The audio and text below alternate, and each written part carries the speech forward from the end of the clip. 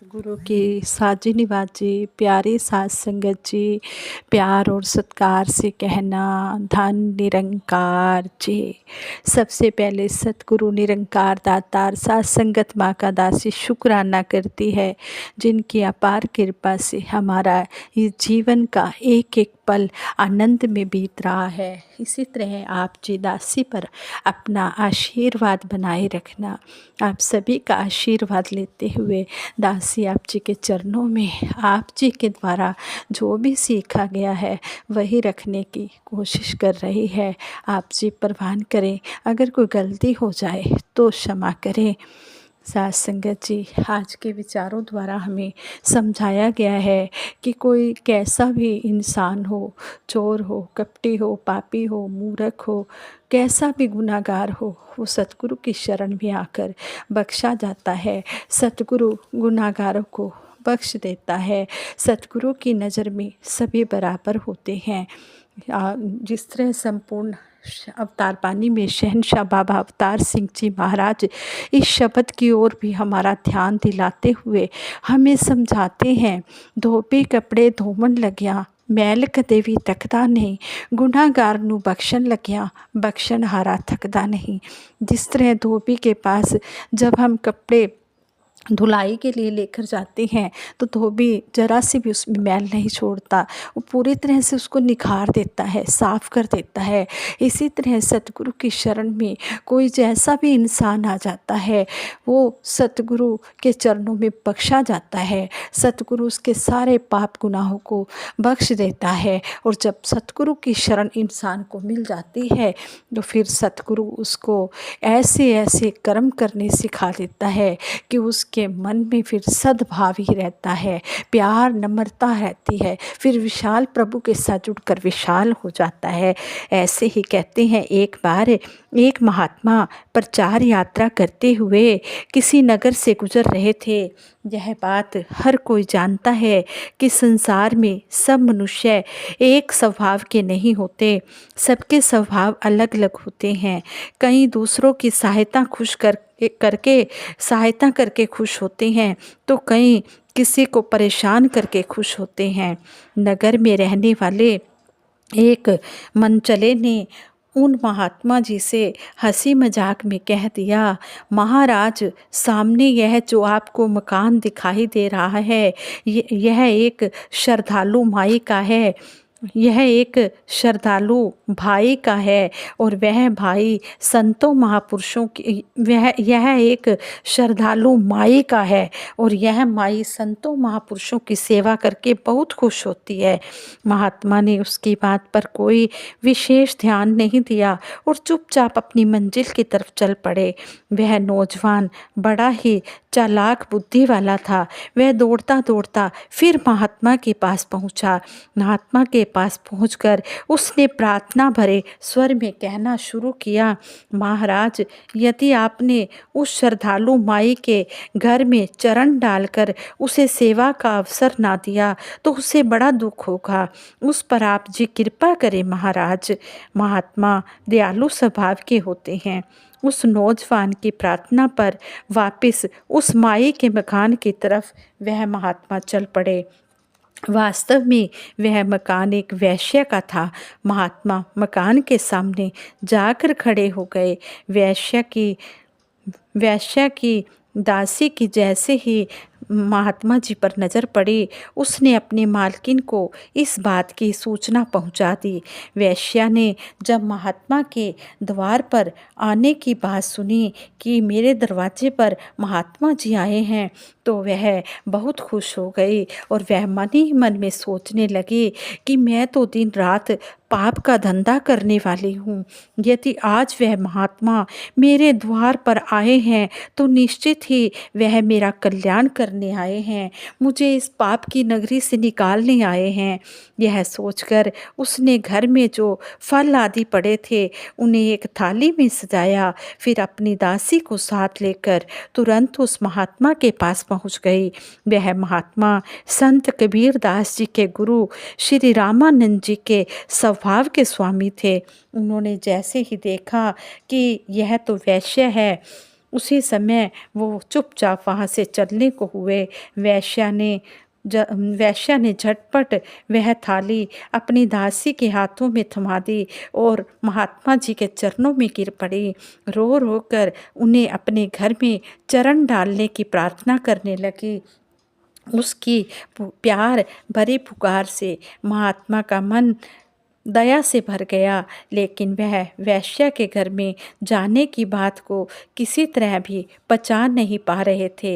वैश्या ने महात्मा जी को दरवाजे के बाहर ही कुछ देर के लिए एक चौकी पर बैठने का निवेदन किया। महात्मा जी चौकी पर बैठ गए। वह तुरंत अपने कमरे में चली गई। 2-4 मिनट के बाद 2 कपड़ों को महात्मा जी के आगे रखकर पूछा, महाराज, इन दोनों में से कौन सा कपड़ा धोबी को धुलने के लिए दिया जाए? वास्तव में एक कपड़ा मैला था और एक कपड़ा साफ था। महात्मा जी ने सहज भाव से उत्तर दिया, बेटी, इसमें पूछने की क्या बात है? हमेशा मैला कपड़ा ही धुलने के लिए दिया जाता है। उस वैश्या ने बड़ी नम्रता से कहा, महाराज, आप महात्मा महापुरुष भी तो एक धोबी के समान ही हैं और मुझ जैसे पापी मैले कपड़े की तरह हैं। यदि आप भी हमसे नफरत करेंगे, आप भी तो एक धोबी के समान है और मुझ जैसे मैले कपड़े की तरह हैं। यदि आप भी हमसे नफरत करेंगे तो फिर हमें साफ कौन करेगा? हमारे जैसे मैले मलों की मैल को कौन धोएगा? महात्मा जी ने अपना प्यार भरा हाथ वैश्य की पीठ पर रख दिया। सद्कर्म करने वालों को ही अपनाने वाला सद्गुरु नहीं हो सकता। सद्गुरु वही है जो गुनाहगारों को भी अपना ले, अपनी शिक्षा के द्वारा उन्हें भी पाक साफ बना ले। इस तरह हमें जो ये सच्ची घटना है, इसके द्वारा हमें यही सीखने को मिला है कि जो सतगुरु की शरण में आ जाता है, जो सतगुरु शरण आवे तिस कंठ लगावे, जो सतगुरु की शरण में आ जाता है, सतगुरु उसे अपने गले से लगा लेता है, अपने चरणों में स्थान दे देता है।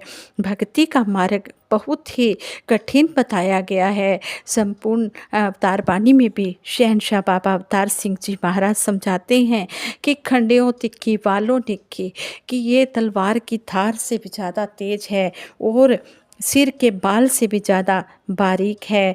इस पर चलना बड़ा मुश्किल है, लेकिन जो चल पड़ता है वो सही मायनों में महात्मा बन जाता है।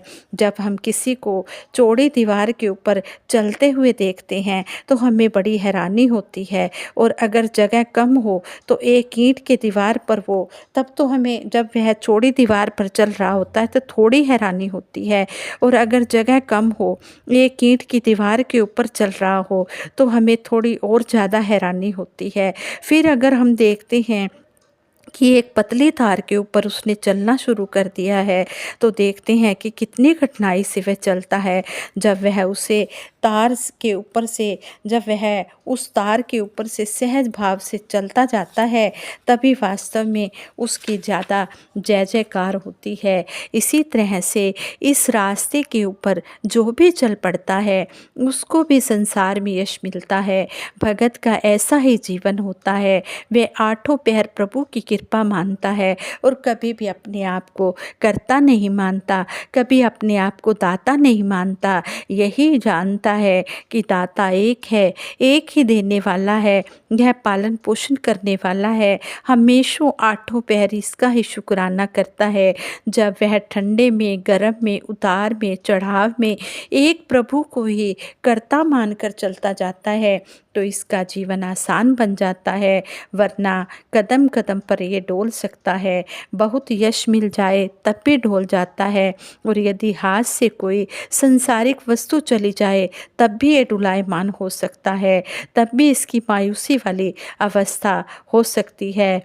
एक रस जो चलता है वह वास्तव में भगत होता है, और एक रस तभी हो सकता है जब अपना पूर्ण विश्वास दातार के ऊपर रखता है, अपना अकीदा इस दातार पर रखता है। सेवादार भाई कन्हैया जी की दृष्टि से सबकी सेवा करता है। वह अच्छे बुरे या अपने बेगानों का फ़र्क सेवा में नहीं करता। बुरियां नाल सब बुरा करेंदे, माफ़ करन कई सियाणे, बुरियां नाल फिर नेकी करना, ये गुरु नानक जाने। यानी बुरे का भी भला कर। साथ संगत गुरुमुखों, महापुरुषों, संतों, भक्तों के मन में ऐसी ही भावना होती है। हम महापुरुषों की साखियाँ पढ़ते हैं, हम महापुरुषों के जीवन की गाथाएं गाते हैं, सुनते हैं, सुनाते हैं। उसमें भी हमें यही मिलता है कि महापुरुषों के साथ कैसा भी व्यवहार किया जाता रहे, लेकिन वे उनका भी भला चाहते हैं और यही मांगते हैं कि अज्ञानतावश यह इंसान ऐसा कर रहा है। हे दातार सच्चे पातशाह, इनको भी सद्बुद्धि देना। तो ये भी इसी तरह भक्ति के रास्ते पर चलते हुए अपना लोक सुखी परलोक सुहेला करें। और इस प्रकार सेवा या भक्ति के लिए ज्ञान रूपी उजाले का होना बहुत ज़रूरी है। वास्तविक सेवा वही है जिसमें कर्तापन का अहंकार और कोई इच्छा ना हो। श्री हनुमान जी ने भगवान श्री राम जी की ऐसी ही सेवा की थी। भगवान राम जी के, श्री राम जी के भरपूर आशीर्वाद श्री हनुमान जी को मिले। यही कारण है कि आज जितने मंदिर श्री हनुमान जी के दिखाई देते हैं, उतने भगवान श्री राम जी के भी मंदिर नहीं हैं। यह सब सतगुरु की कृपा और हुक्म को मानने से ही संभव होता है।